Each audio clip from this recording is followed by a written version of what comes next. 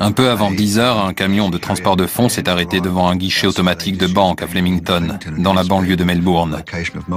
Les convoyeurs étaient venus réapprovisionner le distributeur qui se trouve à l'intérieur. Après avoir pris toutes les mesures de sécurité nécessaires, Mohammad s'est posté à l'extérieur de la banque pour surveiller la rue, pendant que Rebecca portait les sacs contenant l'argent à l'intérieur. Et c'est au moment où elle est entrée dans la banque que Mohammad a vu deux hommes surgir de l'arrière d'un pick-up rouge stationné sur sa gauche.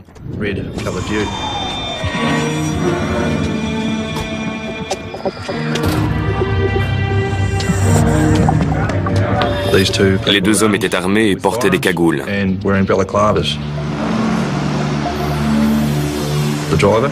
Le chauffeur du fourgon a pu voir les deux hommes dans son rétroviseur et il a su qu'il s'agissait d'un braquage. Il a tout de suite quitté les lieux et a contacté la police pour l'informer qu'un vol à main armée était en train de se produire. Rebecca et Mohammad se sont précipités à l'intérieur de la banque, dans la chambre forte, mais ils n'ont pas eu le temps de fermer la porte derrière eux.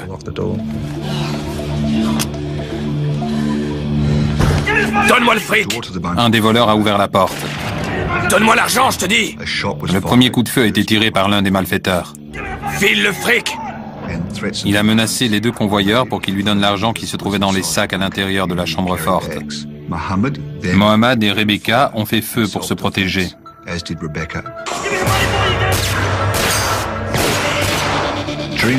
Pendant la fusillade, le voleur a tenté de pénétrer dans la chambre forte pour attraper les sacs.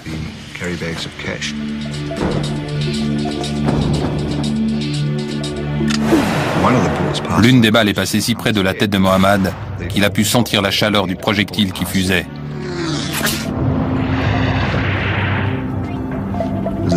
À cet instant, Mohammad a bien cru qu'il allait mourir. Mohammad s'est aperçu qu'il ne lui restait plus qu'une balle dans son arme. Il savait qu'à la première occasion, il devrait tirer sur l'homme cagoulé.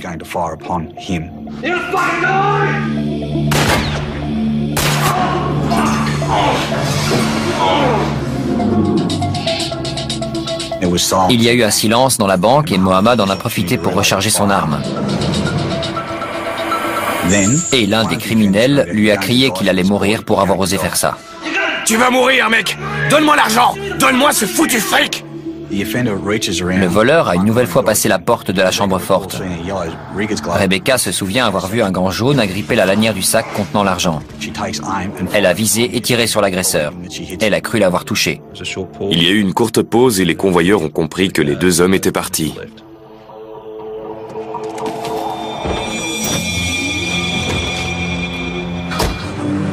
Ils sont sortis à temps pour voir le pick-up rouge partir sur Racecourse Road.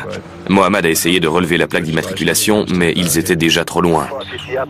On a deux criminels armés. On pense que l'un d'entre eux a été touché 2 fois, probablement à l'avant-bras. Le braquage d'une extrême violence s'est déroulé en quelques minutes. Faisant preuve d'un sang-froid exemplaire, les convoyeurs de fonds ont rempli leur mission sans défaillir. Des experts de la police scientifique se rendent immédiatement sur les lieux pour recueillir les premiers indices. Si Rebecca a touché à 2 reprises l'un des agresseurs, il a sans doute laissé sa carte de visite sur le sol de la banque. À l'extérieur de la banque, il y avait 2 morceaux de bois sur la route et on a pu y relever un peu de sang. Il y avait aussi des gouttes de sang sur le carrelage juste à l'entrée de la banque. J'ai prélevé un échantillon pour faire un test ADN qui pouvait nous permettre d'identifier le criminel. On savait qu'on avait affaire à des criminels expérimentés. Mais avec un peu de chance, cette personne serait enregistrée dans nos fichiers. En attendant les résultats, les enquêteurs tentent d'étudier d'autres pistes.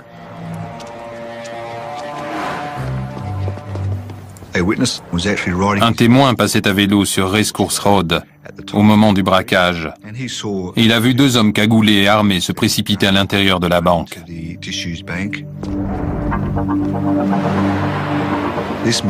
L'homme a cru qu'ils étaient en train de tourner un film et a voulu y jeter un œil. Il a traversé la rue et a essayé de regarder à travers la vitre pour voir ce qu'il se passait.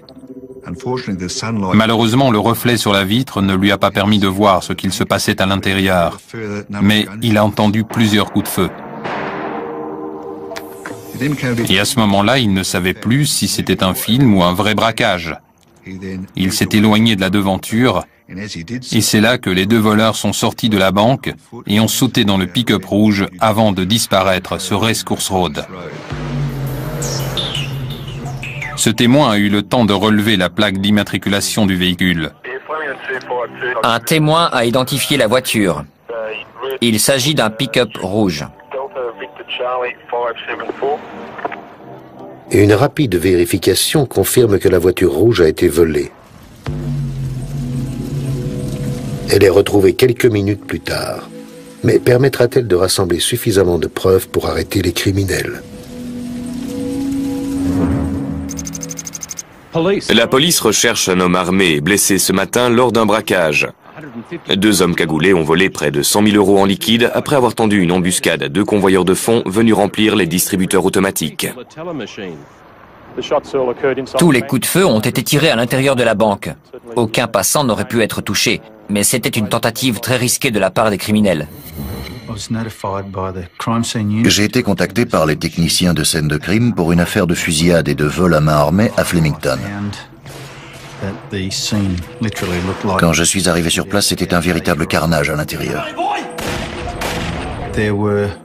Il y avait 14 impacts de balles dans la banque. Et compte tenu des marques laissées par les balles, de la position des deux convoyeurs et de celle des deux criminels, on en a conclu que le convoyeur avait tiré 6 balles, que sa collègue en avait tiré 4 et que 4 autres balles provenaient de l'arme du criminel. 2 dans le sol en béton et 2 autres dans la chambre forte.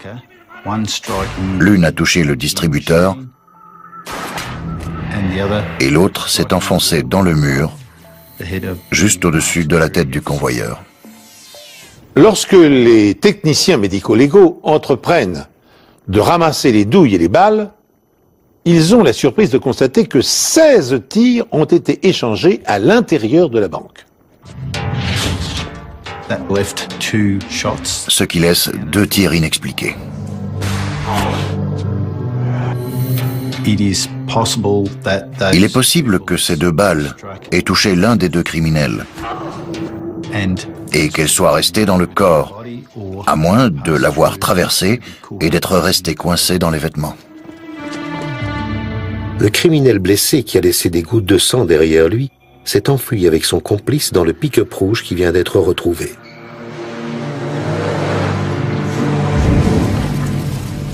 On a localisé la voiture, elle est en feu sur Mulgrave Street. On a au moins 3 ou 4 témoins qui ont poursuivi les criminels.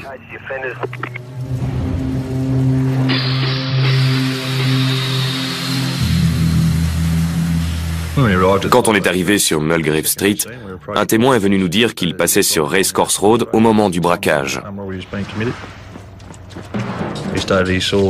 Il a dit avoir vu les 2 criminels quitter la banque et sauter dans un pick-up rouge. C'est alors qu'il a décidé de faire demi-tour et de les suivre.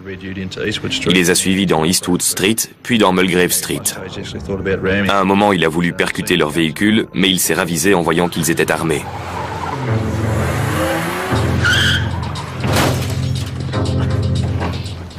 Il a vu la voiture percuter de plein fouet une barrière et le plus grand des 2 hommes sortir de l'arrière du pick-up.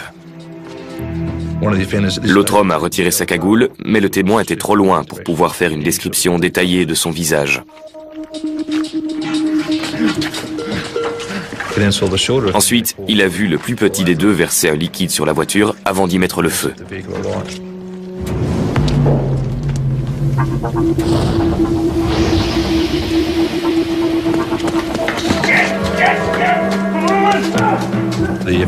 Au bout de quelques mètres, il a fait demi-tour et s'est précipité vers la voiture pour récupérer ce qui semblait être un sac.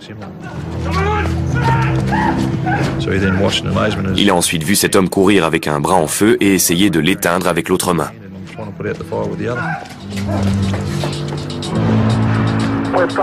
Deux criminels à pied se dirigent vers le sud dans une ruelle perpendiculaire à Mulgrave Street.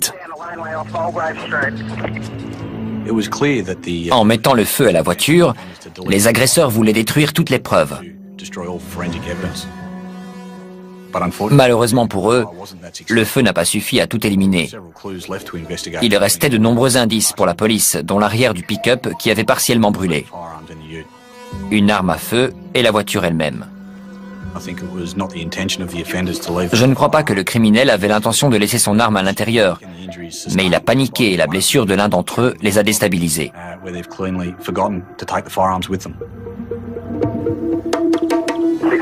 Il y a des taches de sang dans la ruelle. Nous demandons la permission de suivre les traces plutôt que de faire appel à la brigade cynophile. Permission accordée. Là où la voiture s'est encastrée dans la barrière, il y avait une ruelle qui partait vers le sud. Elle traversait Smith Street. Et dans cette ruelle, il y avait des traces de sang qui indiquaient que l'un des criminels saignait. Et vu la quantité et la nature des traces, on a su que sa blessure était grave. On a prélevé un échantillon de ce sang pour faire des tests ADN. Les traces de sang se sont mystérieusement interrompues dans Smith Street, ce qui voulait dire qu'ils avaient pris la fuite dans un autre véhicule. Il y a une mare de sang, il semblerait qu'ils se soient arrêtés quelques secondes avant de voler une autre voiture. Le jour du braquage, on a été contacté par la brigade criminelle. On m'a envoyé à une adresse sur Smith Street à Flemington. Un témoin avait vu les deux criminels courir dans une ruelle et monter dans une voiture garée juste devant chez elle. J'ai une description basique des deux hommes. L'un d'entre eux fait environ 1,85 m. Elle m'a dit avoir vu deux hommes. L'un d'entre eux portait une cagoule. L'autre était à découvert et elle a pu voir son visage. L'autre fait environ 1,73 m de corpulence moyenne. Il approcherait de la quarantaine et serait brun aux cheveux courts. Je lui ai posé des questions pour faire un portrait robot de cet homme qui ne portait pas de cagoule. On a reproduit son visage à la manière d'un puzzle. On commence avec les parties les plus caractéristiques du visage, celles dont peut se souvenir le témoin, que ce soit la coiffure, la forme de la mâchoire. Ensuite, on essaie de rassembler les pièces du puzzle pour aboutir à un visage complet. La création d'un portrait robot par ordinateur est un travail délicat qui peut prendre quelques heures ou une journée entière.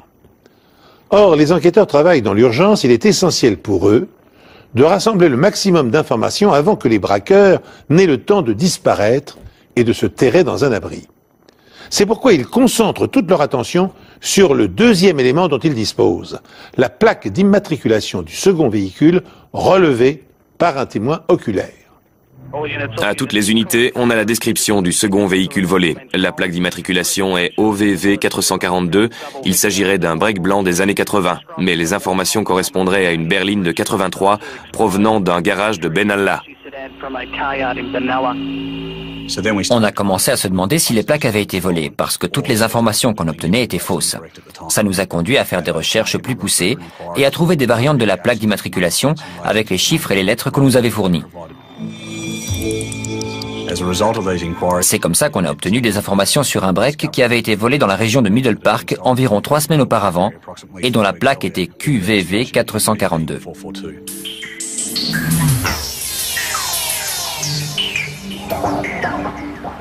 L'erreur est rapidement corrigée, mais les criminels ont déjà pris de l'avance. Malheureusement pour eux, ils ont choisi la mauvaise voiture et la mauvaise porte de sortie. Quelques minutes après le braquage, la police a compris qu'elle a affaire à des professionnels. Et puisqu'en volant les 100 000 €, l'un d'entre eux a été blessé, la police a mis tous les hôpitaux de la région en état d'alerte. Elle cherche aussi activement le second véhicule de fuite.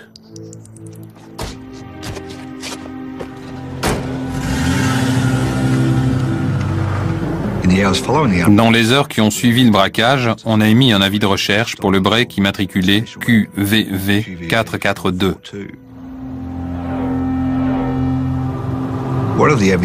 L'une des pistes susceptibles de nous fournir des informations était le nouveau système de péage de Melbourne. Les voitures équipées d'un dispositif peuvent emprunter une voie réservée qui leur permet de passer le péage sans s'arrêter, moyennant un abonnement. Mais si la voiture n'est pas équipée, des caméras détectent la fraude et le coupable devra payer une amende. Grâce à ce système, on a appris que la voiture volée était passée sur le pont par le péage et qu'elle avait été filmée par la caméra parce qu'il n'avait pas payé le passage. 10 minutes après le braquage, les gangsters franchissent le péage de l'autoroute à la sortie de Melbourne, ce qui leur donne accès à de nombreuses banlieues où ils peuvent se cacher. Pendant que des agents de police locale les recherchent activement, une équipe d'experts examine le premier véhicule carbonisé. À ce stade de l'enquête, on n'avait aucune idée de l'identité des deux criminels responsables du braquage. On est retourné voir le premier véhicule volé.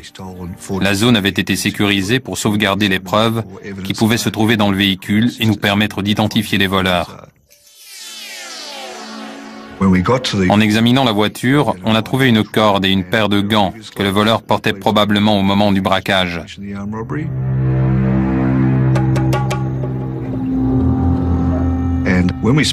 Et quand on a parlé au propriétaire de ce pick-up rouge, il nous a dit qu'il manquait des roues et des pneus, et aussi que le reste d'armoire brûlée, qui se trouvait à l'arrière du pick-up, ne lui appartenait pas.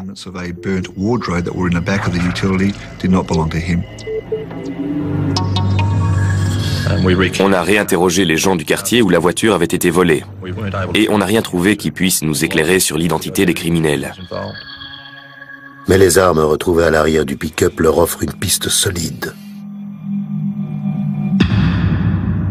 Environ une semaine après le braquage, la balistique nous a contactés et nous a donné des informations sur les 3 armes à feu retrouvées sur Mulgrave Street avec le pick-up. Ils nous ont dit que 2 d'entre elles, le fusil de calibre 12 et celui de calibre 22, avaient le numéro de série effacé. En revanche, ils avaient réussi à relever le numéro du revolver et avaient découvert qu'il avait été utilisé au cours d'un braquage en janvier 2001. Soit 5 semaines seulement avant l'attaque de la banque à Flemington. Les convoyeurs et les clients de la banque ont été obligés de se coucher sur le sol sous la menace d'une arme quand les voleurs se sont emparés d'un camion blindé à Toorak. Le braquage a été commis de la même façon, dans le sens où les 2 convoyeurs étaient sur le point de réapprovisionner un distributeur de Toorak quand ils ont été pris en embuscade par 2 voleurs armés. Ils ont été contraints de se coucher sur le sol et les criminels en ont profité pour leur voler une arme, ainsi que l'argent destiné au distributeur. Quand on a découvert que le revolver utilisé dans le braquage de Flemington avait été volé à un convoyeur lors du précédent braquage, on a su qu'on avait affaire à des criminels qui avaient au moins commis 2 actes de ce genre. Leur intuition est la bonne. Tout comme l'arme, le sang retrouvé devant la banque de Flemington est lié à un autre vol, une affaire non résolue depuis 5 ans. Il s'agissait d'un cambriolage pendant lequel les 2 criminels avaient pénétré dans un centre commercial après sa fermeture.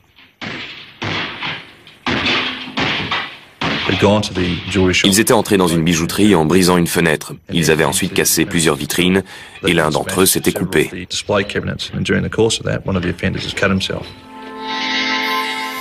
Sur le terrain, les enquêteurs responsables de l'affaire ont relevé un échantillon de sang. Le cambriolage de la bijouterie avait été parfaitement préparé et exécuté. Et plus de 32 000 € de bijoux avaient été volés.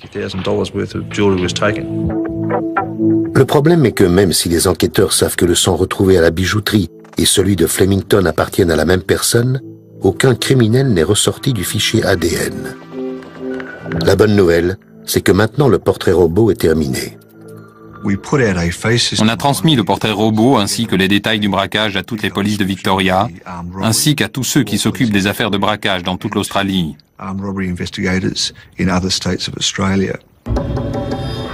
De nombreuses réponses ont commencé à affluer et on a pu établir une liste de suspects. On a envoyé un email général en précisant qu'un des criminels avait été blessé et qu'il avait probablement besoin de soins. On a reçu des informations de la police locale de Rye sur un certain Brian Gardner qui avait besoin de soins.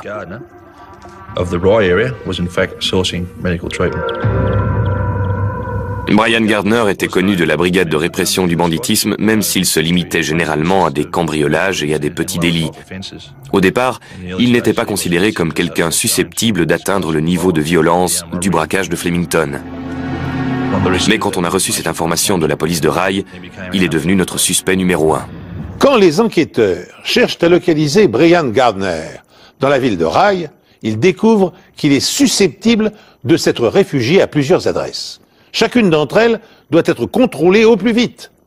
Mais compte tenu de la dangerosité du criminel, qui n'a pas hésité à faire feu sur les convoyeurs, la brigade de répression du banditisme ne se contente pas de frapper aux portes.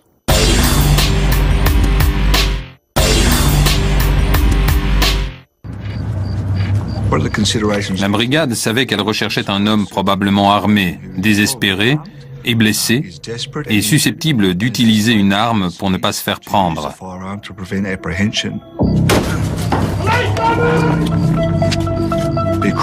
L'équipe a donc décidé d'entrer par la force.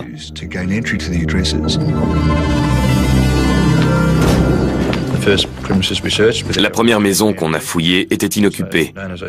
Et dans les 2 heures qui ont suivi, on a pénétré dans plusieurs autres maisons, sans succès.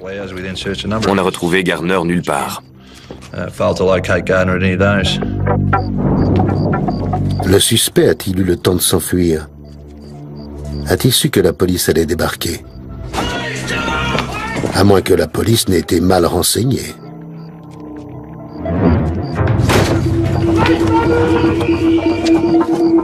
Les enquêteurs fouillent toutes les propriétés susceptibles d'abriter leur suspect numéro 1. Mais toutes leurs tentatives se soldent par un échec.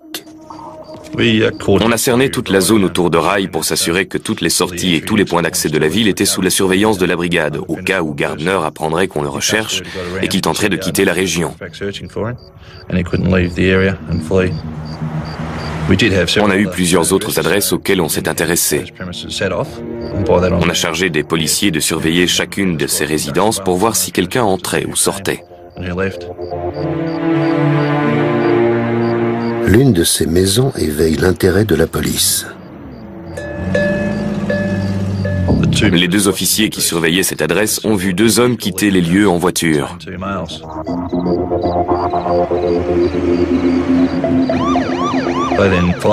Ils ont décidé de les suivre pour les intercepter quelques kilomètres plus loin.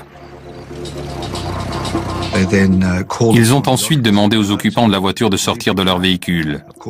Ils les ont menacés de leurs armes, sachant que l'un de ces 2 hommes pouvait bien être Brian Gardner et qu'il était probablement armé.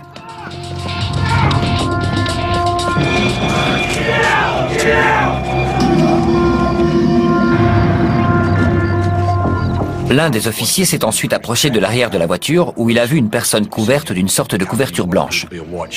Il lui a également ordonné de sortir de la voiture, mais apparemment, il ne pouvait pas.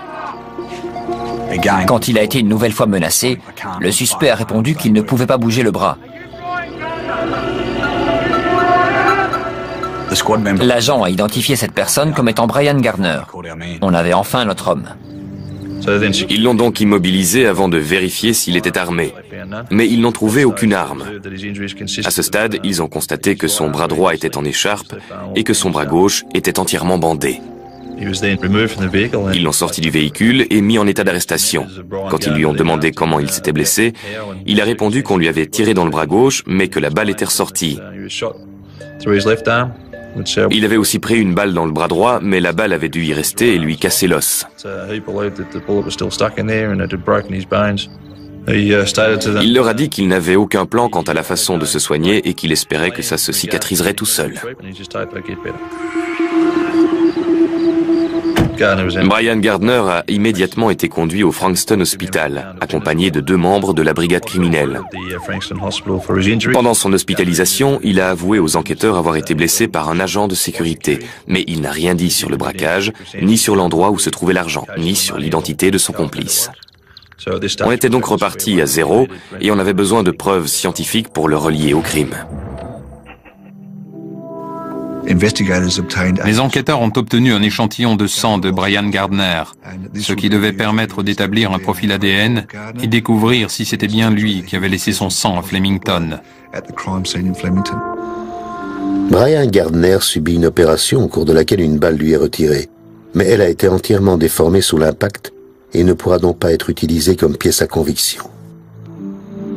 Pendant que les enquêteurs attendent impatiemment les résultats des tests ADN, la maison de Gardner est passée au peigne fin.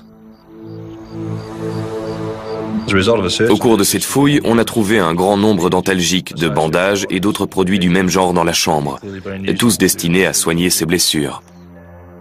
Il y avait aussi une grosse moto dans son salon.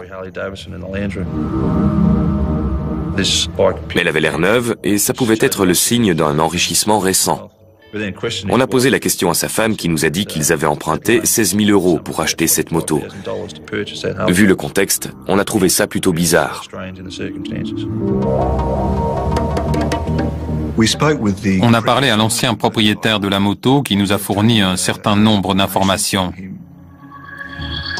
Il nous a dit que Gardner était venu chez lui pour acheter la moto 2 semaines environ avant le braquage.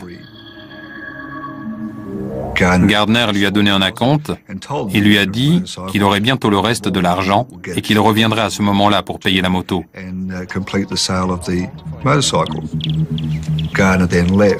Et puis Gardner est reparti.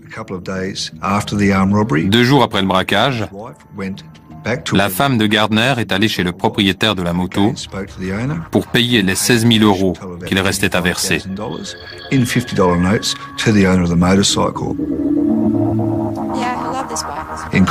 Dans la conversation, la femme de Gardner a dit qu'elle voulait emmener la moto tout de suite pour rassurer son mari. La découverte de la moto expliquait au moins 16 000 € du braquage. Mais le reste de l'argent était introuvable. À ce stade, on ne savait pas où il avait mis l'argent, ou ce qu'il en avait fait. Après avoir été interrogé dans sa chambre d'hôpital, Gardner est inculpé de tentative de meurtre, vol à main armée et vol de voiture. Pour autant, les policiers sont inquiets. Parviendront-ils à rassembler les preuves matérielles suffisantes pour maintenir leur chef d'accusation devant un tribunal? La nuit de l'arrestation de Brian Gardner a été plus chargée que prévu.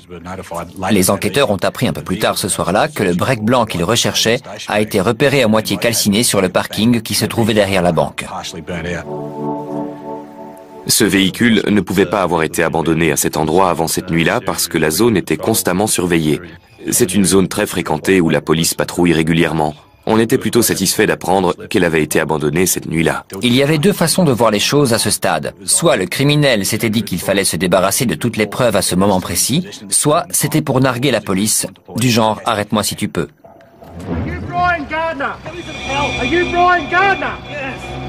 Brian Gardner, lui, est sous surveillance permanente à l'hôpital. Tout comme le break blanc qui a été utilisé comme véhicule de fuite lors du braquage et qui vient d'être retrouvé, abandonné et partiellement brûlé dans un parking.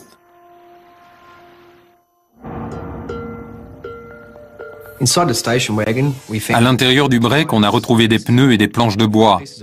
C'était des planches avec un papier fleuri dessus. Et puis des boîtes dans lesquelles on range les billets. Le genre de boîte qu'on utilise pour transporter les billets destinés aux distributeurs. Et celle-ci portait un numéro indiquant qu'elle venait de la banque de Flemington. On a aussi retrouvé un grand sac en vinyle à l'arrière de la voiture. Et c'est dans ce sac que se trouvaient les boîtes à billets. À l'avant de la voiture, on a retrouvé une grande quantité de sang, ce qui indiquait que la personne qui s'était assise à cette place avait beaucoup saigné. J'ai fait un prélèvement pour des tests ADN. On avait la quasi-certitude que ce sang était celui de Brian Gardner, qui s'était fait conduire par son complice alors qu'il fuyait la banque de Flemington après le braquage. On a contacté le propriétaire du break pour qu'il nous dise si ce qui se trouvait à l'intérieur lui appartenait. Et il nous a répondu que les morceaux d'armoire, les roues, les pneus, les boîtes et le sac n'étaient pas à lui. Quand on a contacté le propriétaire du break, on a également fait appel au propriétaire du pick-up rouge. Mais il nous a dit que les pneus qui se trouvaient à l'arrière du break étaient bien les siens.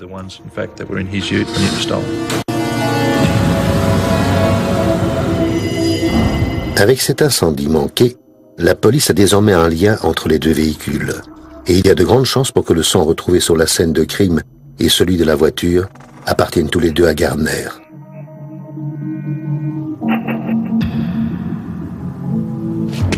Mais pour le moment, la police n'a aucun indice sur l'identité de son complice. On n'avait aucune idée de l'identité du complice.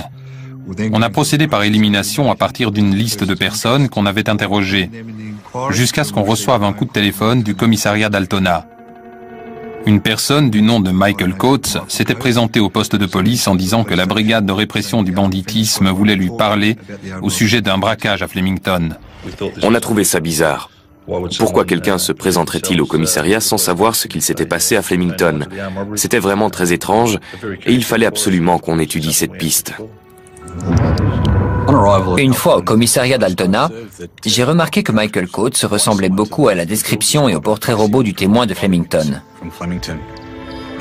Michael Coates a été placé en état d'arrestation au cas où les aveux qu'il ferait puissent être utilisés au cours d'un procès. Je vais vous interroger au sujet d'un braquage à main armée. Mais avant de poursuivre, je dois vous dire que vous avez le droit de garder le silence et que tout ce que vous direz pourra être retenu contre vous. Vous comprenez? Oui. Pendant l'interrogatoire de Michael Coates, j'ai tout de suite demandé pourquoi il s'était présenté à la police. Et il a dit qu'il avait lu un article de journal à propos d'un homme qui avait été blessé au cours d'un braquage à Flemington.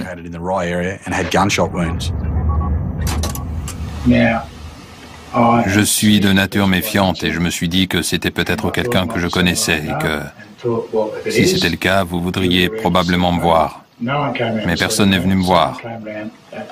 Quelqu'un est venu à 9 h ce matin pour me dire que vous me cherchiez, alors je suis venu. Cette personne était un agent de police? Non. Ok, on n'est pas là pour jouer aux devinettes, alors on aimerait bien comprendre. La personne du journal, c'était qui d'après vous? Sans commentaire. Ok Michael, j'aimerais qu'on parle des raisons de votre arrestation.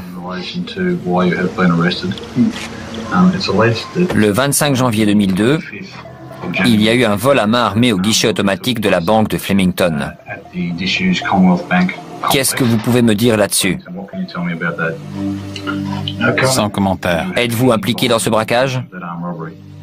Sans commentaire. Connaissez-vous quelqu'un susceptible d'être mêlé à ce braquage? Sans commentaire.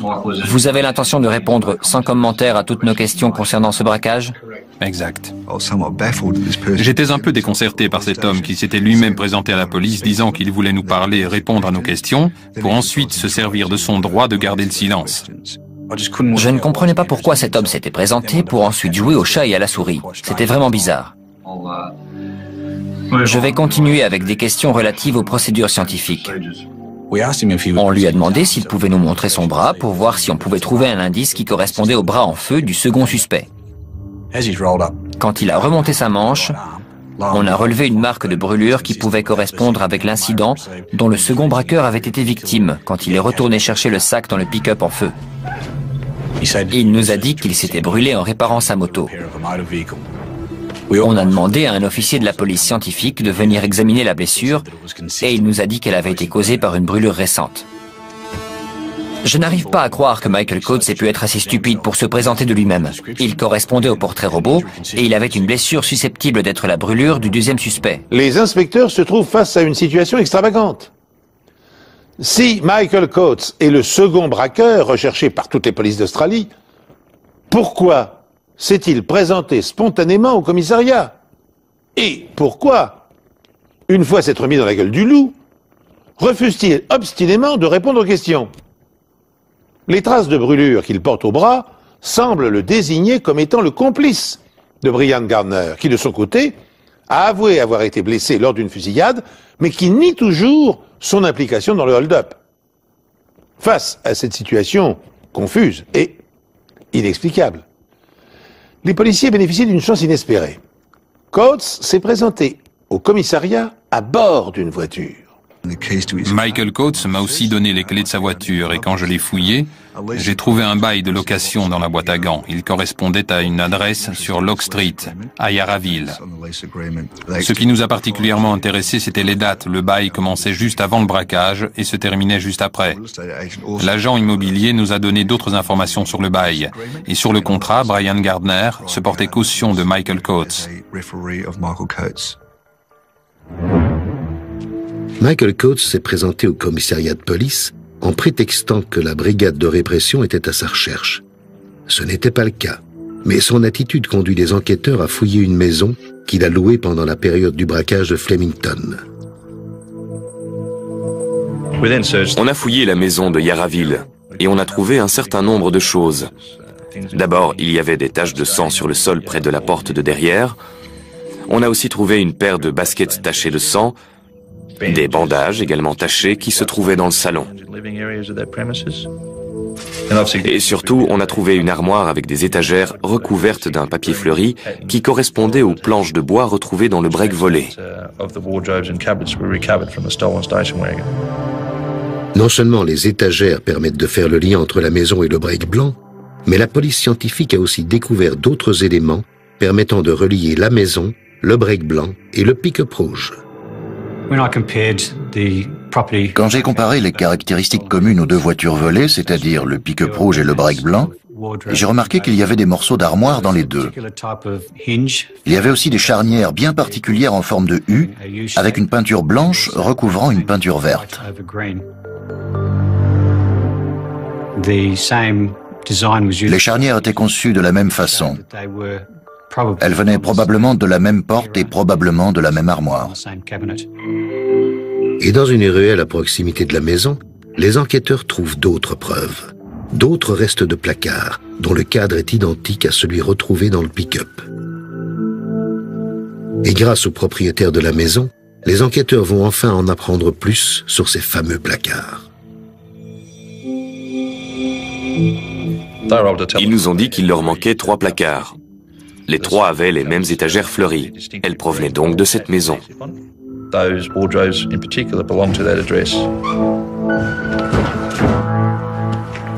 Au moment du vol, la maison était louée par Michael Coates. Tout concordait. Et les rapprochements ne s'arrêtent pas là. Dans le garage qui se trouve derrière la maison, on a trouvé un morceau de corde. Et on a tout de suite vu qu'il s'agissait de la même corde que celle retrouvée à l'arrière du pick-up rouge. Cette corde avait la même taille et la même structure que la corde retrouvée dans le pick-up. J'ai pu en conclure qu'il y avait de grandes chances pour que ce soit les mêmes. Dans le garage, les enquêteurs retrouvent également des traces de pneus.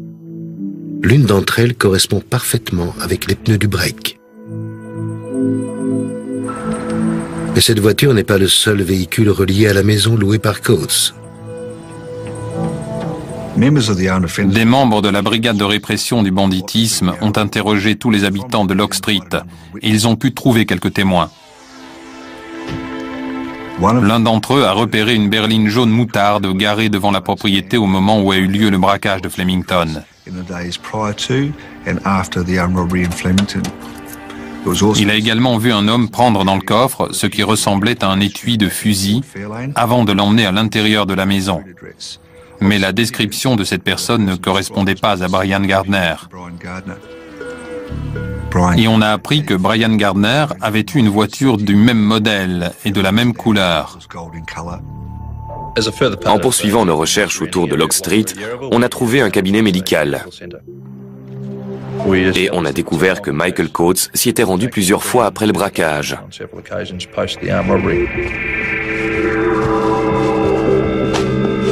Et qu'il avait obtenu une ordonnance pour des antalgiques. Et c'était une information très importante parce qu'il était clair que ces antalgiques étaient destinés à soigner Gardner qui avait été blessé par balle. Brian Gardner et Michael Coates sont donc bien passés dans cette maison. Et, plus important, les résultats des tests ADN de Brian Gardner reviennent enfin. Son sang correspond à celui retrouvé dans le break blanc dans la ruelle près de l'endroit où le pick-up a été brûlé, et à celui prélevé à l'extérieur de la banque. En s'appuyant sur cette accumulation de preuves matérielles, les policiers confirment leurs accusations. En attendant de comparaître devant une cour, Brian Gardner est maintenu en garde à vue pour vol à main armée et tentative de meurtre sur 2 convoyeurs de fonds. Son ADN en établit la preuve formelle. En revanche, Michael Coates ne peut être accusé que de complicité. Mais les enquêteurs sont loin d'avoir dit leur dernier mot. Une fois qu'on a obtenu toutes les preuves relevées à Locke Street, on s'est ensuite adressé aux témoins qui avaient vu le criminel sans sa cagoule.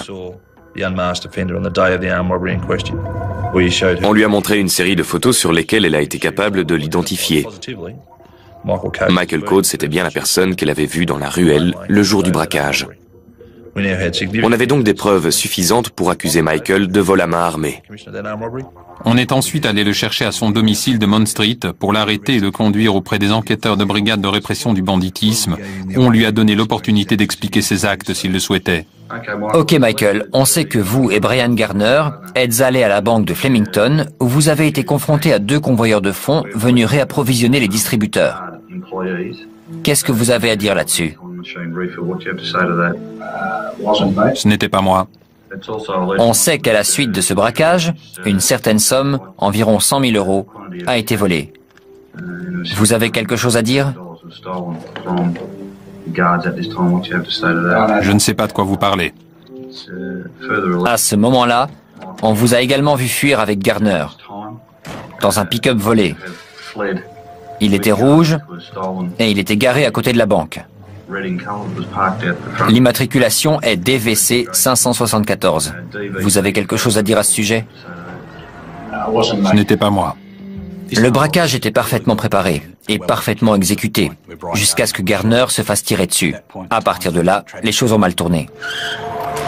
La fuite ne s'est pas passée comme prévu. Ils ont eu un accident avec le pick-up, ils y ont mis le feu et ont laissé leurs armes à l'intérieur. Ils avaient même laissé l'argent et Michael Coates s'est brûlé en essayant de le récupérer.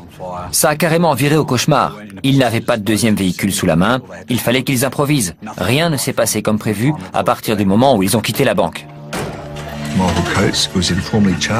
On a pu inculper Michael Coates pour vol à main armée, tentative de meurtre et le vol des 2 voitures utilisées pour fuir avec les 100 000 euros de la banque. Il a donc été placé en détention provisoire avec son complice Brian Gardner. Vous avez quelque chose à dire concernant les accusations portées contre vous? Sans commentaire. Vous avez d'autres déclarations à faire concernant cette affaire? Non. Je ne comprends vraiment pas pourquoi Michael Coates s'est présenté au commissariat d'Altona. On a plusieurs théories là-dessus. Il a peut-être eu le culot de croire que même si on découvrait la vérité, on n'aurait pas les preuves suffisantes pour le condamner. J'avoue que je me pose encore la question, mais là où il est maintenant, je crois qu'il va avoir le temps d'y penser et de s'apercevoir que ça a été sa plus grosse erreur. Au procès, les 2 hommes plaident non coupables pour la tentative de meurtre. Mais contrairement à son complice, Brian Gardner plaide coupable pour le vol à main armée et le vol de voiture. Ils sont condamnés pour ces 2 chefs d'accusation. Curieusement, à défaut de preuves balistiques, ils parviennent à se faire acquitter de la tentative de meurtre sur les convoyeurs. Gardner a été condamné à une peine de 8 ans de prison contre 7 ans pour Coates. Mais le cabinet du procureur de l'État de Victoria a fait appel et leurs peines ont été alourdies à 11 ans de prison ferme sans remise de peine avant 8 ans. Coates et Gardner ne pourront pas espérer sortir de prison avant 2010. Gardner a également été condamné pour l'affaire du cambriolage de la bijouterie dans laquelle il a plaidé coupable. Et pour ça, il a pris 1 an de plus. Mais malheureusement, on n'a pas pu rassembler assez de preuves pour le braquage de Toorak et l'enquête est encore en cours. Les 2 convoyeurs de fonds qui se sont retrouvés au milieu du braquage de la banque de Flemington ont quitté leur travail. Brian Gardner, le responsable de leur traumatisme, en portera la cicatrice sur son bras droit. Il ne pourra probablement plus jamais conduire une moto. Le reste de l'argent n'a jamais été retrouvé. Préparé comme une mécanique parfaitement huilée, le hold-up a bien failli se dérouler comme les gangsters l'avaient prévu. Mais c'était sans compter sur le courage de Mohamed et Rebecca, les convoyeurs de fonds. En blessant Gardner, Ils ont fait déraper l'opération. Les traces de sang, la récupération de l'épave de la première voiture volée, les armes et les objets divers ont conduit les policiers à l'arrestation de Brian Garner. Par ailleurs, la réaction de Michael Coates demeure un mystère. Pourquoi? Mais pourquoi s'est-il livré spontanément? Pourquoi a-t-il pris le risque de se faire arrêter? Provocation? Désir de narguer la police? Besoin de savoir si son complice l'avait dénoncé? Depuis des années, aucune explication satisfaisante n'a répondu à ces questions. Et c'est sur cette énigme que se termine cette émission. Je vous remercie de l'avoir suivi et je vous donne rendez-vous prochainement sur cette antenne, bien sûr, pour une nouvelle enquête impossible.